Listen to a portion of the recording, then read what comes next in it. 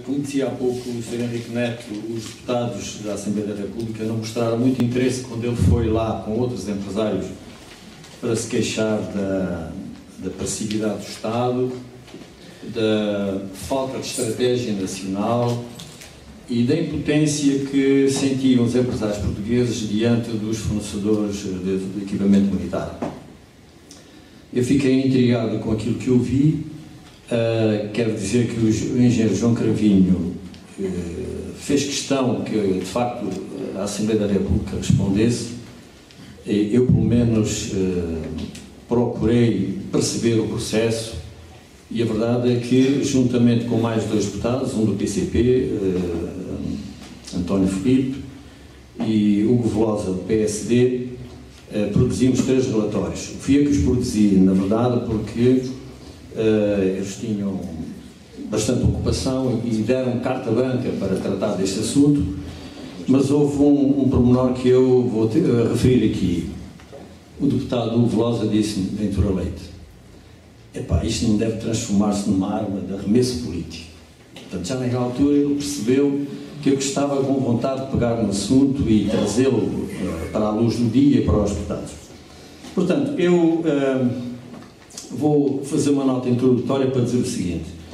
Quando peguei neste assunto, tive uma excelente colaboração de uma técnica do staff do grupo parlamentar do PS, que me forneceu muita informação, que me permitiu começar a perceber o que é este fenómeno e que, naturalmente, depois, pelo meu pé, fui crescendo em busca de informação, fui contactando com uma série de instituições e, de facto, o meu interesse não parou e, portanto, o objetivo era o de fornecer à Assembleia da República uma compreensão do que é isso das contrapartidas das aquisições militares que o empresário Henrique Neto e um colega seu tinham trazido à reunião da Comissão da Economia. Na verdade, nunca a Assembleia da República se tinha preocupado com esta matéria e eu comecei a perceber a cada dia que era um assunto extremamente cabeludo, um assunto extremamente complicado. Assim que me chegaram as primeiras informações, eu constatei que estavam em curso contratos de contrapartidas no valor de, eu vou dizer isto só porque penso que vai ao encontro da vossa curiosidade.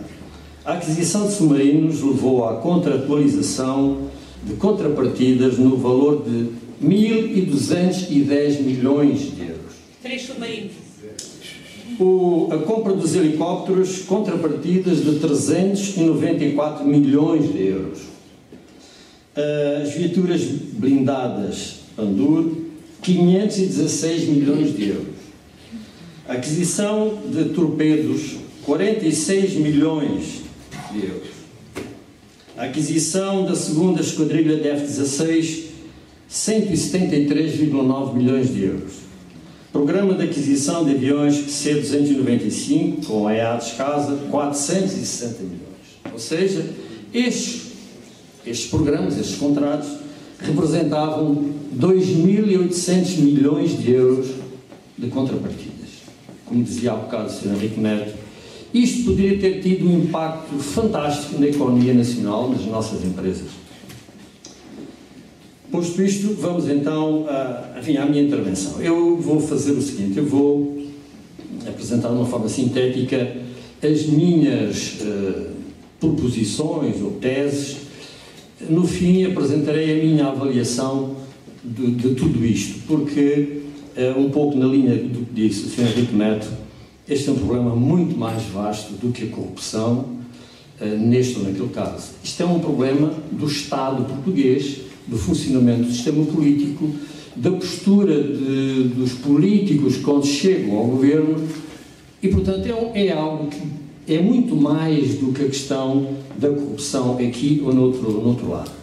Portanto, as minhas teses, digamos, são basicamente as seguintes. A primeira, é verdade que as contrapartidas são embuste, são uma camuflagem que os governos utilizam para, digamos, fazer a opinião pública aceitar a aquisição de material militar, que normalmente é um peso grande no orçamento de Estado.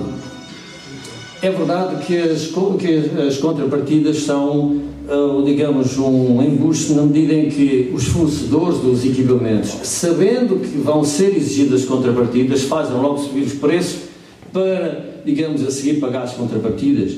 A minha conclusão, na linha do que foi dito, é esta, mas que eu irei, digamos, fundamentar mais adiante. As contrapartidas não são utilizadas apenas por países pequenos ou pobres como Portugal. As contrapartidas são utilizadas por imensos países, é certo que nos casos com algum fracasso, na maior parte dos casos com sucesso. A segunda tese é esta: só há contrapartidas de investimentos públicos militares? Não.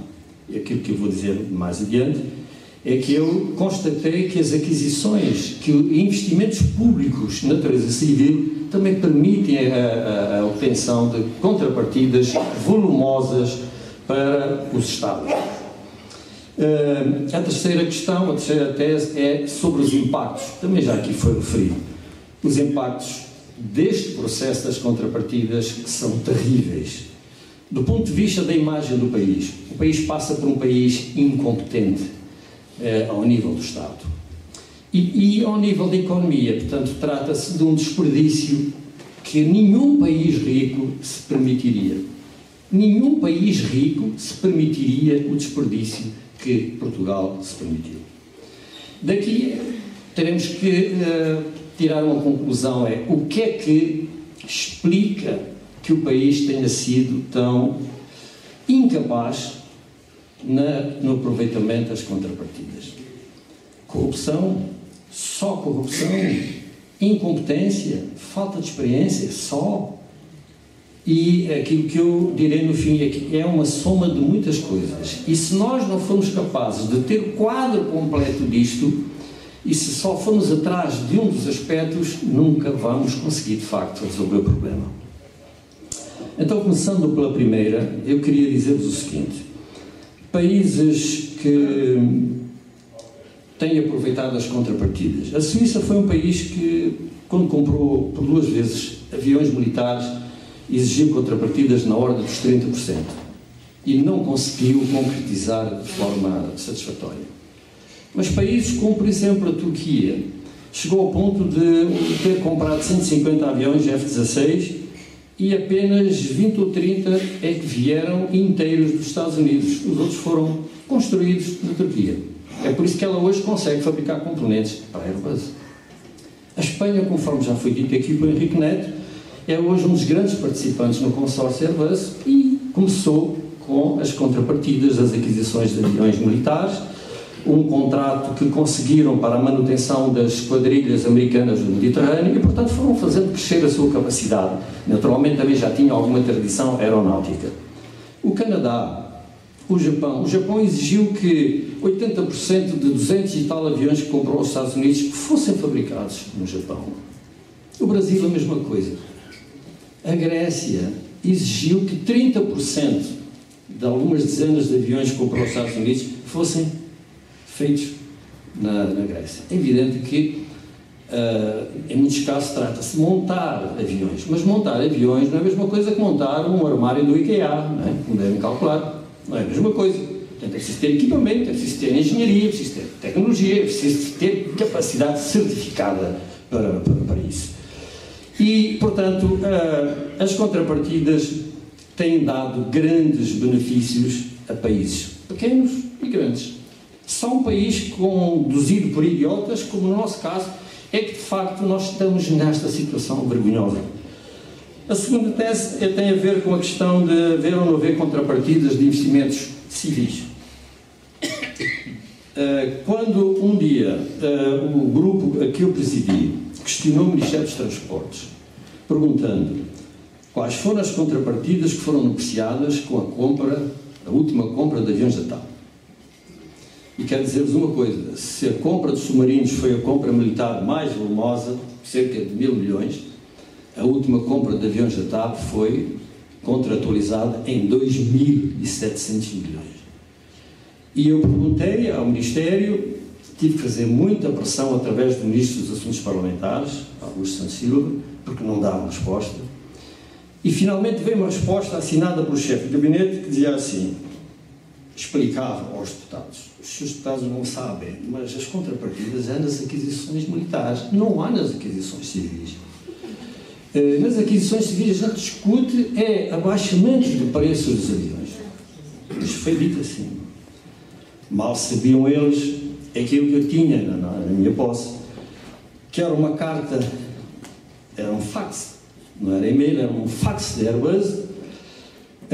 Tinha tido conversas com o Ministro e com o Secretário de Estado dos Transportes e Comunicações, em Paris, a quem tinha manifestado disponibilidade para cooperação com a indústria portuguesa. E então pediram ao Ministério que lhes mandasse uma lista de propostas para depois se entablarem negociações. Passados 2 meses, a Airbus mandou um fax ao Ministério e perguntaram, então, vocês já cá estiveram há não sei quanto tempo, nunca mais mandaram nada.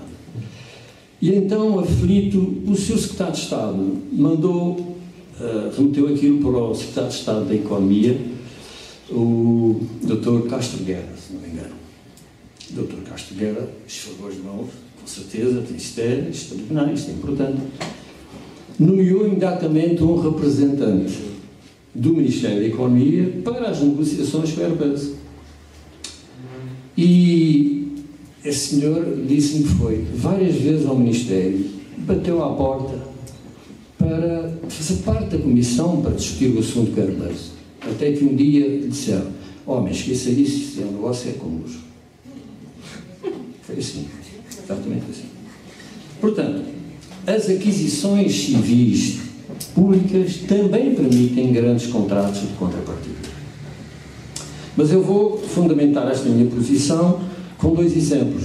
O primeiro contrato frutuoso de contrapartidas feito em Portugal foi com a aquisição de 5 aviões Lockheed TriStar pela TAP, que com isso obteve licenças para a Zogma, e a Zogma passaram a poder fazer manutenção de aviões cá e ficaram certificadas para fazer manutenção em termos internacionais. Uma compra civil com benefícios para a Zogma e que teve sucesso. Ou seja, as aquisições civis também servem para isto.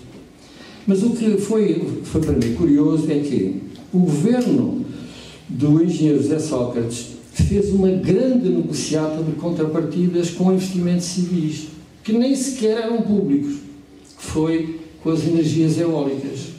O licenciamento das energias eólicas permitiu ao governo 2 coisas espantosas.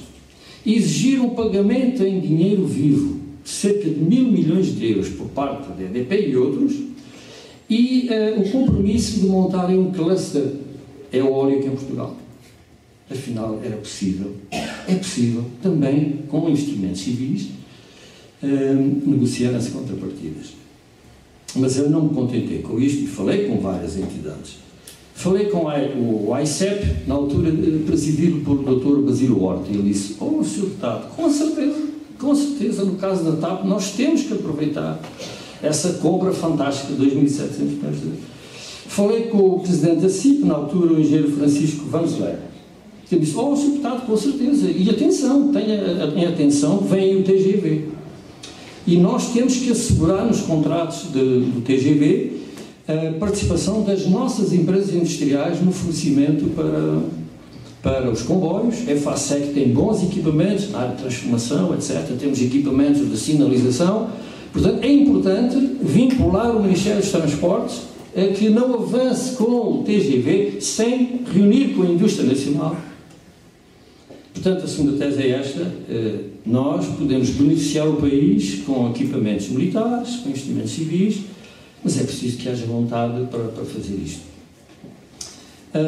Agora, a terceira questão é, porquê é que isto acontece?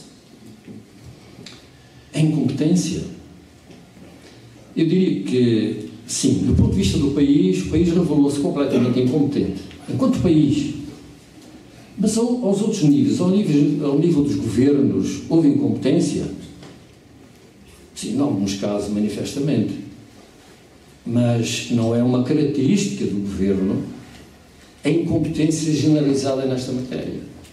Porque se no caso da compra dos aviões da TAP houve inteligência para exigir o equipamento tecnológico da OGMA, se no caso das eólicas houve inteligência para ir buscar dinheiro e a construção de é porque há gente em Portugal que sabe como é que estas coisas se fazem. Não são os deputados da Assembleia da República, nem apenas o Sr. Henrique Neto, que sabe disto. Há mais gente que sabe disto.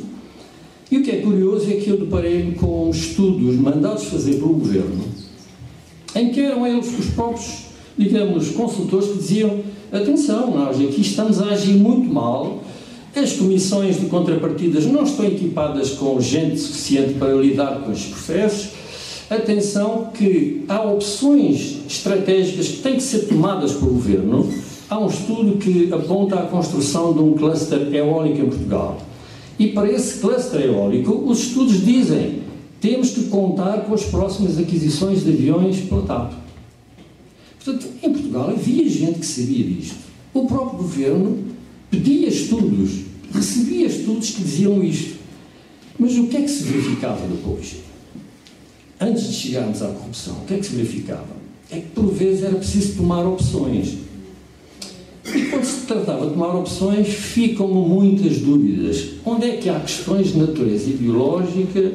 Onde é que há cobardia, como dizia o Henrique Neto?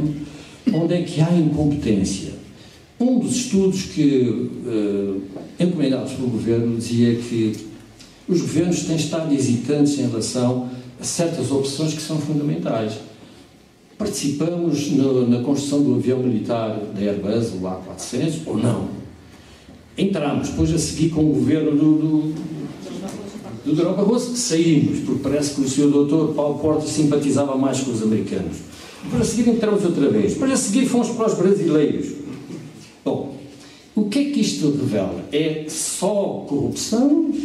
Ou revela que há aqui questões, há outro tipo de considerações que leva a que os governos hesitem, adiem e depois não se tomam as decisões fundamentais? E isto leva-me a concluir que, antes de chegarmos à questão da corrupção, o que se verifica é que o país navega à vista. O país não tem uma estratégia, porque há aqui matérias sobre as quais qualquer governo, PS, PSD, não teria dificuldades em estar de acordo. Simplesmente não se define uma estratégia. Cada ministro, cada primeiro-ministro que chega ao poder quer fazer as coisas à sua maneira. Cada ministro de Economia começa a pensar nas inaugurações que vai fazer, nos negócios que vai aprovar, etc., porque isso lhe pode trazer amanhã um bom cargo, sei lá, uma disciplina de energias renováveis nos Estados Unidos, como aconteceu com o Manuel Pinho. E, portanto, ao pensar assim, não tem tempo, nem tem paciência para olhar para a questão das contrapartidas. Porquê? Estes contratos todos que aqui vos referi eram contratos para serem concretizados numa média de 8 anos. Qual é o Ministro da Economia que vai estar à espera de ver os resultados para depois dizer: estão a ver, fui eu? Não, isto não interessa a nenhum Ministro da Economia. Porque se houvesse um Ministro da Economia atento, honesto, o Ministro da Economia ia à Alemanha para tentar corrigir os problemas com o processo. Ia à Itália e falava grosso com os italianos, até porque um dos membros do consórcio que forneceu os helicópteros é do Estado. Portanto, era uma obrigação mínima que o governo português fosse a Itália e dissesse: mas como é que é? Estão aqui a brincar? Portanto, a própria cultura política dos partidos, das pessoas que estão no governo, não se presta à execução de qualquer coisa que tenha tempo, tenha estratégia. Portanto, isto faz-me pensar que o seguinte: eu, no trabalho que desenvolvi como responsável por este grupo, não tinha mandato para averiguar qualquer coisa que se relacionasse, nem que fosse vagamente, com corrupção, que não era isso que eu pensava que íamos encontrar. Quando nos deparamos com esta, digamos, este estrafego completo, esta posição dos transportes relativamente à TAP, eu disse: eu não posso ficar, e na cima tinha a carta da Airbus na mão. Eu disse a vários deputados: eu não vou ficar com isto na mão, porque um dia alguém há de ver isto no dossiê e vão perguntar: mas o que é que os deputados fizeram quando tiveram isto na mão? Eu disse, consultei alguns deputados e disse: isto para mim era uma comissão de inquérito. em relação à TAP, que os submarinos não tinham elementos para isso. Primeira resposta de um membro da direção do grupo parlamentar, nem pensar nisso, porque a outra comissão foi presidida pelo PCP, outra pelo PSD, outra, e essa não vai ser presidida por nós, não. Portanto, não íamos presidir a comissão de inquérito. Eu disse, está bem, então e se mandarmos isto para o Tribunal de Contas, para ver se o Tribunal de Contas faz uma avaliação, uma auditoria à qualidade da negociação disto? Isso sim, isso está bem. Então, e a proposta avançou, mas quando chegou ao dia da votação, devem ter vindo instruções do Governo e a proposta foi chumbada. Portanto, há muita coisa que, para além da corrupção, digamos, porque eu diria o seguinte, para que tudo isto fosse corrupção, precisávamos de políticos mais sofisticados e mais inteligentes. Precisávamos. Isto tem muito de incompetência, tem muito de desleixo, tem muito de visão curta do ministro, porque qualquer ministro da Economia que tivesse nas mãos 2.800 milhões, que dava para falar com universidades, centros de investigação, contratar especialistas, isto era a vida dele, que isto ficava para a história. Mas não é isto, porque é o curto prazo que interessa aos ministros. E, portanto, nós temos um processo, temos um problema que é de sistema. E esse sistema, se nós não tivermos uma estratégia, se formos apenas tentar pegar o touro aqui ou além, nós não vamos conseguir resolver isto. Porque eu, à medida que avançava neste trabalho, sentia vergonha. E sentia vergonha, sentia frustração, porque os deputados não sentiam isso. Quer dizer, não achavam que isto era uma falha, uma coisa e tal. E, portanto, eu acho que isto é muito mais grave do que apenas a corrupção que aqui foi referida, que é gravíssima, mas aquilo que a Ana Gomes referiu foi a corrupção ao nível do processo de decisão da escolha dos submarinos. Esses milhões, 30 ou 40 milhões que foram pagos de luvas, mas para não beneficiarmos destes 1.200 milhões, isto é uma corrupção com muito mais impacto ao nível da economia. E uma vez perguntou-me o deputado António Filipe, mas, Ventura Leite, o que é que explica que não se consiga fazer isto com o mínimo de pés e cabeça? E eu disse, assim há queima-roupa, para mim a questão é esta. Não se montam negócios em torno destas oportunidades com uma equipa de 3 ou 4 pessoas agregadas ao gabinete do Ministro da Economia. Isto é para envolver uma entidade, um instituto para trabalhar 10 ou 15 anos. Não é um grupo de 3 ou 4 pessoas com uma chefia nomeada por amizade. Não, isto não funciona assim. É preciso envolver cientistas, universidades, muita gente. Isto é um trabalho de longo prazo. E, portanto, nunca nenhum ministro encarou isto desta forma. Nenhum ministro da Economia encarou isto como um assunto muito trabalhoso. Isto dava muito trabalho por isto a funcionar. E eu dizia, ao menos vão à Espanha para ver como é que é. Mas, não. Portanto, eu termino com isto. Este é um processo que me envergonha. É um processo que, do ponto de vista da imagem, é o pior, que coloca o país ao nível do terceiro mundo. Não é?